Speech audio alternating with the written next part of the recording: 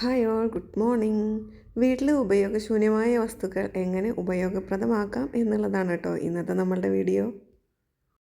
നമ്മളുടെയൊക്കെ വീടുകളിൽ ഇതുപോലെയുള്ള ബോട്ടിൽസ് ധാരാളമായിട്ട് കണ്ടുവരാറുണ്ട്.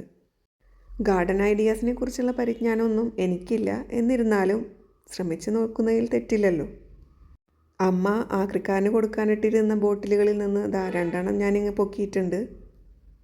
അതിനുശേഷം കട്ട് ചെയ്തിട്ട് ഇതുപോലെ സുഷിരങ്ങൾ ഇട്ട് കൊടുക്കണം.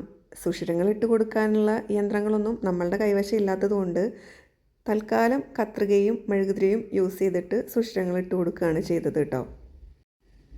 അടുത്തതായി ചെടിയാണ് വേണ്ടത്. അപ്പോൾ വീട്ടിൻ്റെ മുറ്റത്ത് തന്നെയുള്ള ഒരു ചെടിയിൽ നിന്നും കട്ട് ചെയ്ത് എടുത്തിട്ടുണ്ട്. അടുത്തതായിട്ട് നമുക്ക് ഈ ബോട്ടിലുകളിൽ മണ്ണ് നിറച്ച് കുറച്ച് വളവും കൂടെ മിക്സ് ചെയ്തിട്ട് വേണം നമുക്ക് ഈ ചെടികൾ നട്ടുകൊടുക്കാൻ. സത്യത്തിൽ ഈ ഒരു കാര്യം ചെയ്യുമ്പോൾ ഫ്ലോപ്പായി പോകുമെന്ന് എനിക്ക് നല്ല പേടിയുണ്ടായിരുന്നു.